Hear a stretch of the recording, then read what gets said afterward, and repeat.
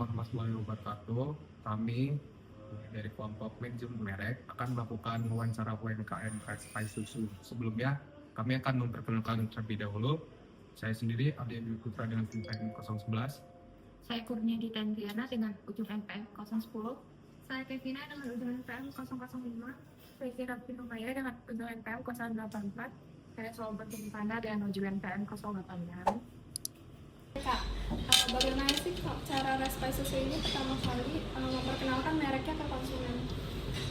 Untuk pertama kali kita melalui media sosial sih. Jadi awalnya itu kan membuat merek ini hanya celetukan saja. Jadi kayak membuat merek itu kan mungkin bagi orang-orang kayak apa ya yang cocok nama brand gitu. Nah kalau untuk Respai Susu ini karena memang produknya Pai Susu dan nama saya Resti, jadi biar cepat pada saat itu biar bisa cepat jualan dan punya merek, jadi saya buat nama Respai Susu. Nah untuk memperkenalkannya kalau waktu saya masih di kampus, jadi saya setiap hari itu selalu punya slogan, jadi punya seletukan kayak order Respai. Nah jadi kayak teman-teman kampus itu pun akhirnya jadi familiar gitu dengan nama itu. Nah untuk di media sosial sendiri kita pada saat itu langsung buat Instagram. Jadi saya langsung buat Instagram dan mungkin lebih aktif menyebut nama Respai Susu sehingga bisa tertanam atau di benak orang itu keingat Respai Susu gitu. Terus kalau untuk promosinya kakak pakai media apa sih kak? Kalau untuk promosinya kita pakai media sosial. Terus juga kalau misalkan untuk yang offline-nya ya, biasanya kita promosi itu untuk brand awareness itu biasanya lewat bazar gitu, atau kita lewat kayak kegiatan sosial berbagi gitu dengan mencantumkan kayak label-label yang bertuliskan Respai Susu. Dari media yang kakak sebutin tadi itu yang mana kak yang paling efektif dalam meningkatkan awareness dan kenapa? Ya, kalau dari media itu lebih ke Instagram ya, karena Instagram itu kan salah satu platform media sosial yang biasanya digunakan sama orang-orang dengan usia mungkin 15 sampai 40 tahun ya. Jadi memang dan disitulah target market kita gitu. Jadi Instagram yang paling efektif sih untuk melakukan brand awareness, kayak kita misalkan membuat konten atau kita membuat konten promosi, konten hiburan maupun konten lainnya, itu biasanya yang paling efektif dan juga yang paling bagus trafficnya itu dari Instagram. Selanjutnya, apakah Respai Susu memiliki ciri-ciri khas visual? Contohnya tuh kayak logo, warna, kemasan untuk menarik perhatian konsumen. Oke. Kalau untuk Respai Susu memang dari awal saya desain itu dengan konsep yang simple tapi menarik dan estetik gitu. Jadi dulu kita punya yang namanya warna identitas brand ya. Dulu itu warna Respai itu putih, hanya dua warna, kita putih dan juga gold. Tapi di tahun 2023 atau 24 saya lupa, itu kita ada perubahan. Jadi kita merubah warna identitas brand yang dari yang putih gold menjadi putih karamel gitu. Karena putih karamel itu kalau bagi saya itu melambangkan warm ya, kehangatan. Jadi sebenarnya ada filosofinya gitu. Jadi membuat warna brand, terus warna logo, kemudian identitas untuk produk itu ada warna putih dan juga karamel. Karamel itu kan menggambarkan warm ya, hangat. Jadi memang filosofinya Respai Susu ini adalah pai yang hangat, pai yang fresh, juga diberikan untuk momen-momen yang hangat gitu. Oke, selanjutnya seberapa besar peran media sosial dalam mengenalkan brand Respai Susu? Sangat besar sekali ya, karena memang ibaratkan Respai Susu itu udah lahir, terus dia berkembang dan bertumbuhnya itu memang berkat atau ada kontribusi besarnya dari media sosial. Apakah Respai Susu memiliki pelanggan tetap? Respai Susu punya pelanggan tetap, bahkan yang dari 2015 dari awal-awal berdiri sampai sekarang pun masih belanja gitu, masih tetap beli Respai Susu, masih loyal gitu. Mungkin ke pertanyaan selanjutnya ya kak, itu bagaimana sih Respai Susu ini bisa mendeskripsikan karakter dari brandnya itu? Mendeskripsikan apa? Karakter. Atau karakter. Jadi kalau Respect Susu mendeskripsikan karakternya itu biasanya kita melalui visual ya. Balik lagi ke Instagram. Kita menggunakan itu tadi warna-warna kayak mulai dari desain flyer, kemudian mulai dari konten, mulai dari bahkan ke lighting juga gitu. Karena kita memang ngambil konsep UAM, jadi kita mengenalkan karakter Respect Susu. Jadi ketika orang melihat warna ini dan ini, dia ingat Respect Susu. Bahkan kita juga pakai logo kita ini.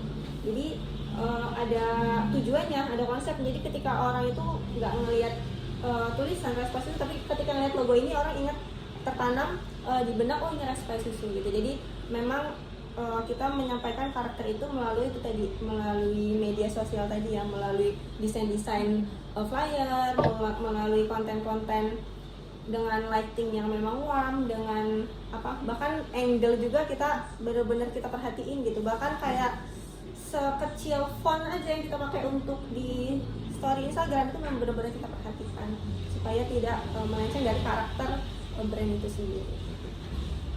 Jadi kayak menunjukkan brand image-nya gitu lah ya, karakter dari Respect Susu ini. Betul.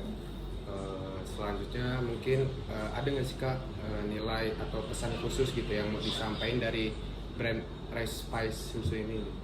Kalau nilai value khusus yang mau disampaikan, sebenarnya kita itu kan punya tagline nih. Tagline-nya Respect Susu itu kan special pie for special people. Jadi pie yang spesial untuk orang yang spesial. Makanya yang mau disampaikan adalah bahwa produk kita ini dibuat dengan spesial gitu. Dibeli orang-orang yang spesial. Biasanya kan orang itu beli pie itu kebanyakan buat kasih gift ke orang lain. Jadi makanya tadi ada nilai yang mau kita kita sampaikan, yang mau kita share itu adalah itu, bahwa produk kita itu produk yang spesial, dibuat dengan spesial dan untuk orang yang spesial. Bagaimana kemasan tampilan produk mencerminkan citra brand? Nah itu tadi ya, balik ke yang kita pakai warna identitas tadi ya, Jadi kemasan juga memang kita pakai seperti yang teman-teman lihat di sini, itu pakai warna-warna karamel kan. Kayak kita kan ada beberapa kemasan nih, ada yang box untuk pie susu, ada yang untuk baby cheese, terus ada juga paper bag. Itu kita memang pakai konsep yang simple, nggak terlalu pakai kontras warna yang berlebihan, tapi hangatnya tetap dapat gitu. Seperti itu untuk kemasan. Dari pie susu ini, cara mempertahankan pelanggannya itu gimana ya Kak? Cara mempertahankan pelanggan ya, biasanya kita ada setiap bulan, per 3 bulan itu kita ada namanya reward untuk loyal customer. Jadi kita kan punya data tuh customer per setiap 1 bulan, 2 bulan, 3 bulan. Jadi biasanya 2 sampai 3 customer yang paling loyal itu kita kasih reward, kayak misalkan free pie seperti itu.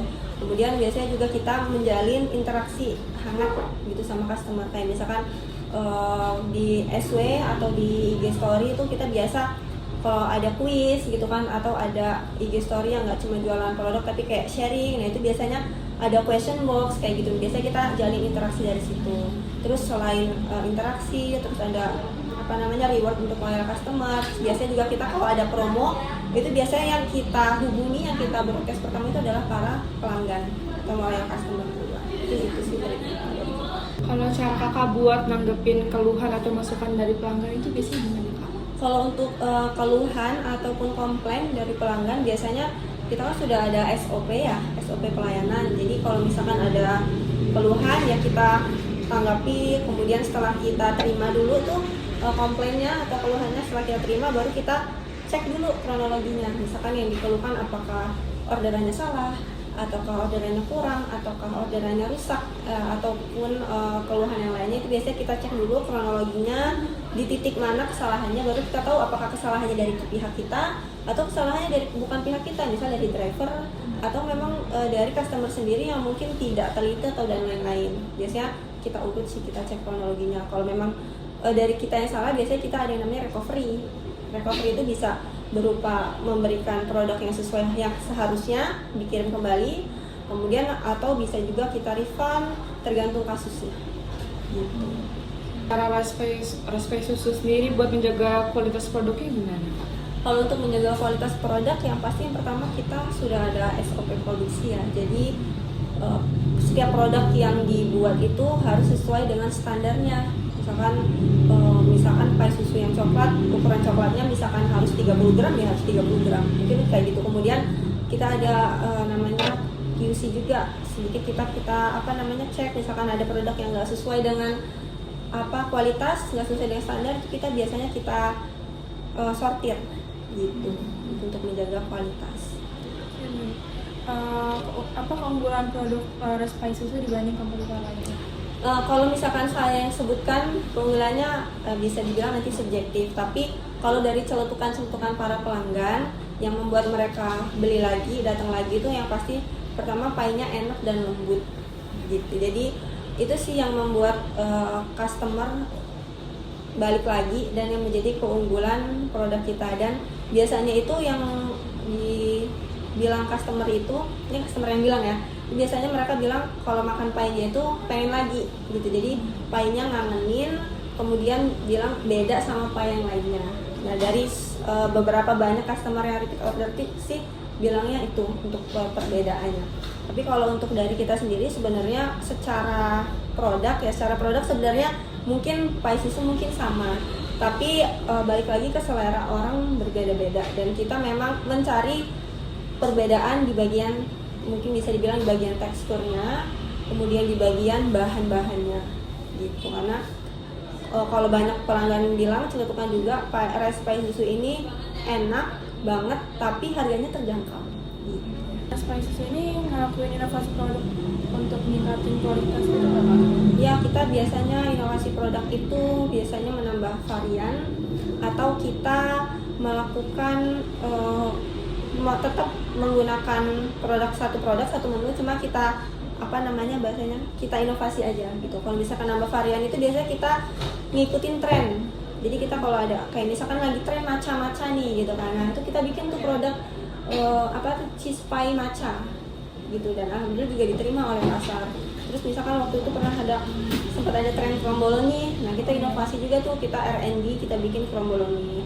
Cuma kan tetap produk utamanya adalah pai susu dan cheese pie. Baik, terima kasih Kak Reski telah bersedia untuk kami wawancarai. Semoga Raspai Susunya lebih laku lagi, semoga usahanya lancar. Makin banyak pelanggan. Terima kasih kembali.